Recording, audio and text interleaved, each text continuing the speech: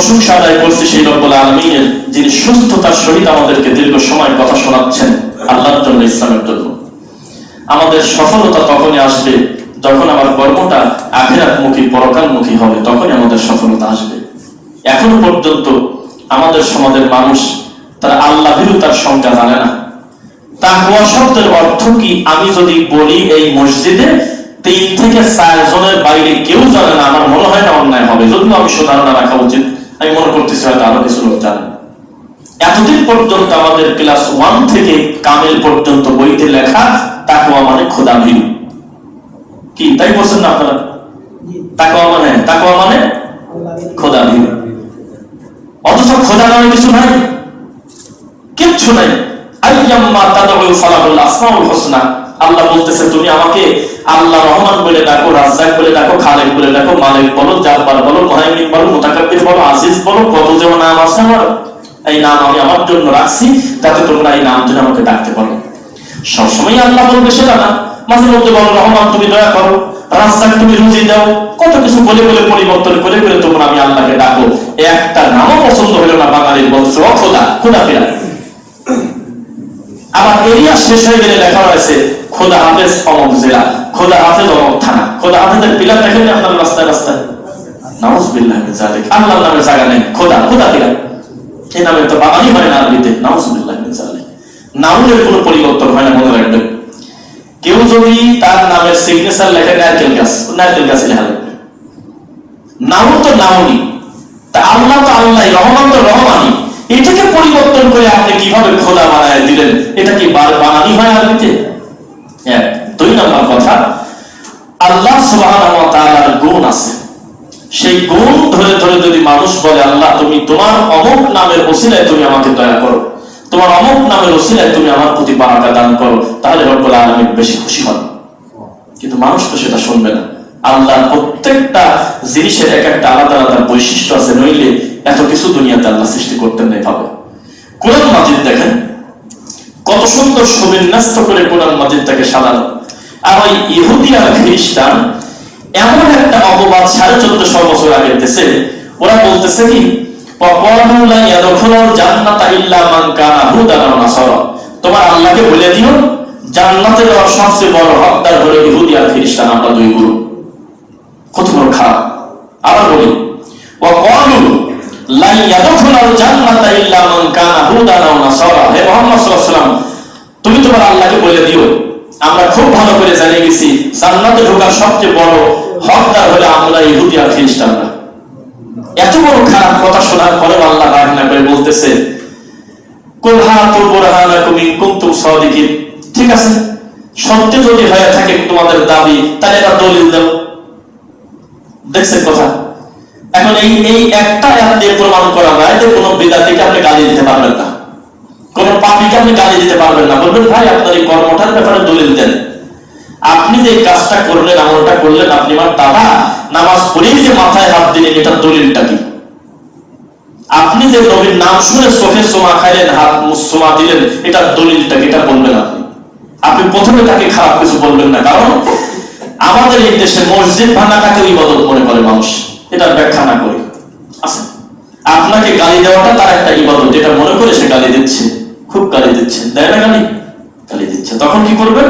আর একটা গালি দিয়ে দিবেন আপনি, নাকি বলবেন? একটা গালির সমাধান আর একটা গালি নয়। আপনি বলবেন যে ভাই আমাকে দলিল পেশ করেন, যদি দলিলে আমি হেরে যাই তা আমি আপনারটা গ্রহণ করে নেব। তাই দেখবেন আর খবর নেই। হুজুর বলতেছে সূরা ফাতিহা তুমি পড়ো কি কামে? আমি নাই এখানে, আমি কি মরে গেছে নাকি? তুমি তো বলেইছো দেখতে দায়িত্ব বিভাগ আলিমাম, তো তুমি সূরা ফাতিহা পড়ো কেন? তখন আপনি বলেন যে আপনি বহু যুক্তি দিয়েছেন, আমরা মেনে নিয়েছি। আল্লাহর নবীর একটা হাদিস 2 যুক্তি দেখার সুযোগ আমরা পাবো কিনা? যদি আপনি পারেন আপনাকে 20টা দিন সময় দেব। পৃথিবীতে মুয়াজ্জিন হোক, ইমাম হোক, মুসল্লি হোক, সূরা ফাতিহা বাদ দেওয়ার মতো কোনো সুযোগ আছে কিনা? দেখেন 20 দিন দেখাই করবেন আপনার সাথে। তবে 20 দিন বসে থাকবে না, ওই জায়গায় বসে বলবে উনি ওয়াহাবি, ইহুদির দালাল, আর কিচ্ছু নেই। আর আমাদের দেশে সবথেকে ছোট গাল হলো খ্রিস্টান, ইহুদির দালাল, আমেরিকার দালাল, ওয়াহাবি, এগুলো সব তো ছোট গাল। নাউজুবিল্লাহ মিন যালিক। জবানকে সংযত করতে হবে, হবে কিনা? আল্লাহ সুবহানাহু ওয়া তাআলা তার নবী মুহাম্মদ সাল্লাল্লাহু আলাইহি ওয়াসাল্লামকে বলতেছে, হে নবী বলেন তো লোকজন কেন আপনার কাছে এত বেশি আসে? কারণ আপনার ব্যবহার ভালো, তাই আসে। যদি কর্কশ হতেন লান ফাদ্দু মিন হাওলিক, লোকজন আপনার কাছ থেকে ভেগে চলে যেত। তবে সেই নবী যখন বক্তব্য দিতেন খোলা মাঠে, তখন তিনি খুব কঠিন ভাবে বক্তব্য দিতেন। সুদ হারাম, হারাম সিরিয়াস ভাবে বলতেন। ঘুষ হারাম, হারাম খুব সিরিয়াস ভাবে বলতেন। এই ব্যাপারে কোনো সাড় দিতেন না। বোঝা কি যাচ্ছে? খুব কঠিন। কোন ইমাম যদি খালি একবার মুখ দিয়ে বলে ফেলে আমি এই হক কথাটা এই কারণে বলি না, আমি বললে আমার সভাপতি রাখবে না, তখন তিনি সুস্থ মানুষ আর থাকলো না, তিনি আমানতের খেয়ানত করে ফেলছে। কোন ইমাম যদি একবার মুখ দিয়ে বলে আমি এখন যদি আমার মুসল্লিদেরকে বলি কোন মানুষ মরে গেলে কুলখানিতে যাবেন না, আমার চাকরি চলে যাবে, এমন কথা যদি উনি মুখ দিয়ে বের করে, তাহলে তিনি অসুস্থ ইমাম, তিনি সুস্থ ইমাম নয়। তাকে বলতে হবে লা তাআতা লি মাখলুকিন ফি মাসিয়াতিল খালিক। যেই কথা আলী রাদিয়াল্লাহু আনহু বলেছে হাদিসে, আমার নবী মুহাম্মদ সাল্লাল্লাহু আলাইহি ওয়াসাল্লাম বলেছে খালেককে খুশি করতে গিয়ে মাখলুক বেদার হয়ে হইল, মাখলুককে খুশি করতে গিয়ে খালেক বেদার হবে, তাহলে সবই চলে গেল তার। মাখলুক আর খালেক বুঝছেন তো? খালেক হলো আল্লাহ আর মাখলুক হলে আমি আর আপনি সবাই। আল্লাহকে খুশি করার টার্গেটে চলতি পথে আপনি কষ্ট পেলে আমার কিছু করার নাই, কিন্তু আমি আপনাকে খুশি করতে গিয়ে আমি আমার আল্লাহকে অসন্তুষ্ট করতে পারবো না। পারবো কি? পারবো না। তাহলে কি করা হবে? আমাদের আখিরাতমুখী হতে হবে, পরকালমুখী হতে হবে। কোরআন মাজিদে শত শত আখিরাতের আয়াত, কোরআন মাজিদে একাধিক আয়াত, যেগুলো অনুবাদ করতে গেলে আরবি মুক্ত উচ্চারণ করতে গেলে অন্তত 15 মিনিট লাগলে আপনি মাতৃভাষায় এই কথাগুলো শুনতে পারতেন না। তাই আমি বাংলা ভাষায় বলে দিলাম যাতে আপনার জন্য সহজ হয়। মানুষ এভাবেই ধোকায় বলে দেয় হাদিস জাল যেটা সেটাও আরবিতে, হাদিস সহিহ যেটা সেটাও আরবিতে। আমি কি করবেন? করেন। হাদিস যেটা সহিহ সেটাও আরবিতে, হাদিস যেটা সহিহ সেটাও আরবিতে। তার মানুষ আরবি পেলেই তো সোনা খায়। পটেটো চিপসের কোনা পড়ে আছে, একটা মুরব্বী তৈরি সুমে খাচ্ছে না, আরবি লেখা রয়েছে। পাগল, মনের ভরে আরবি লেখা থাকতে পারে যদি তার ভাষা আরবি হয়। কি বিপদের বিপদ! আরবি দেখলেই তুমি খাও, আরবি ধরে আরবি মতো ফোটা ফোটা দেখছে। আমাদের ইমোশন আছে। হাদিস আবার জাল হয় কিভাবে? হাদিস তো হাদিসই বলে কিনা? আরে হাদিসের আমার কি আছে? জি না, হাদিস জাল আছে, হাদিস সহিহ আছে। আজও পর্যন্ত ভালো ডিম খুঁজতে গেলে আপনাকে হয়রানি হতে হবে। এখনো পর্যন্ত 1 নাম্বার ঘি খুঁজতে গেলে জীবনটা শেষ। তদন্ত করতে গেলে বিপদ আরো বেড়ে যাবে আপনার। কারোর থেকে সিদ্ধান্ত নিয়ে ভালো জিনিস কিনতে পারবেন না, বিপদ বাড়বে। কেনার পর মনে হবে ভুল করলাম, অমুকের থেকে নিলেই মনে হয় ভালো হতো। খুব বিপদ। প্রত্যেকটা ঘাটে ঘাটে আপনাকে বিপদগ্রস্ত হতে হবে। আল্লাহর দ্বীনের ব্যাপারে, ধর্মের ব্যাপারে তাই। কে যে কাকে লাগায় দিয়ে দৌড়াবে তার হিসাব নাই। ইরাকবাসী চক্রান্ত করে হোসাইনকে মারল, সেই বিপদটা নিয়ে বেড়াচ্ছে হাজার হাজার ভালো ভালো আলেম ওলামা। তাদের এখনো বলতেছে তোরাই তো মারছিস। এক গ্রুপ আর এক গ্রুপকে গালিগালাজ করতেছে। ব্রাহ্মণবাড়িয়াতে এক হুজুরা জিব্বা কাটিতেছে, দেখছিলেন নাকি আগে? দেখছেন? হ্যাঁ, আচ্ছা। জিব্বা কাটিতেছে কতদিন? ও খালি বলছে যে ওই মুআবিয়া রাদিয়াল্লাহু আনহু, তাই জিব্বা কাটিতেছে। নাউযুবিল্লাহ। কেবল বললাম ব্যবহারে বংশের পরিচয় মিথ্যা কথা। ঠিক তেমনি ইয়াজিদ দায়ী কি দায়ী না সে ব্যাপারে লম্বা কথা, সুন্দর সিরিয়াল করা আছে। কিন্তু তার পিতাকে আপনি টেনে নিয়ে এসে তাকে পাপ করলেন আর বলতেছে যে আল্লাহর নবী নাকি বলছিল মুআবিয়া তুমি বিয়ে করো না। তুমি বিয়ে করলে কি কামে? বিয়ে না করলে তার বাচ্চা পেতো না? কিসের সাথে কি লাগায় দিয়ে আমাদের দেশে একটা বিরাট গ্রুপ আছে, সুন্নি গ্রুপ। আল্লাহ হেদায়েত দিন, আল্লাহুম্মা আমিন। তাহলে আল্লাহর ঘরে এসেছি 5টা অজানা জিনিস জানার জন্য, কিভাবে মানুষকে আখিরাতমুখী করা যায়। আমার একটা যুক্তি আছে, যে লোকটা নামাজ পড়ে না তাকে কোনো তরিকার দাওয়াত না দিয়ে সরাসরি আল্লাহর ঘরে ঢুকানো যায় কিভাবে, সেই চেষ্টা করে থাকে। বলেন ইনশাআল্লাহ।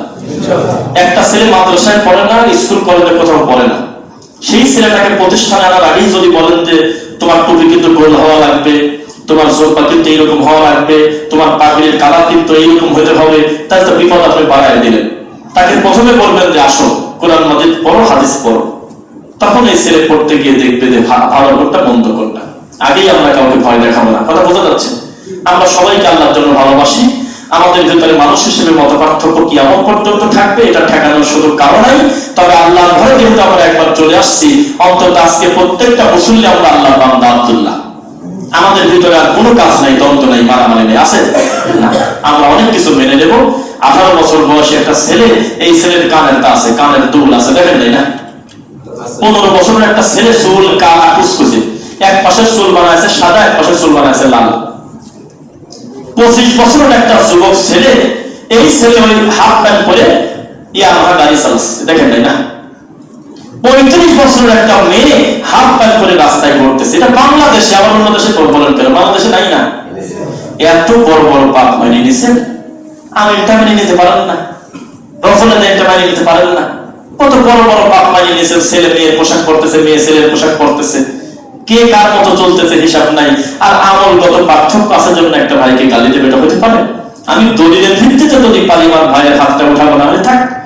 আমি দলিল দিয়ে সুন্দর ব্যবহার দিয়ে যদি পারি আমার ভাইয়ের আমলটা পরিবর্তন করব, এটা ভিন্ন কথা। কিন্তু গালাগালি দিয়ে কোনো দিন কাজ হবে না। আল্লাহ তুমি আমাদের অতীতের ভুলগুলো ক্ষমা করো।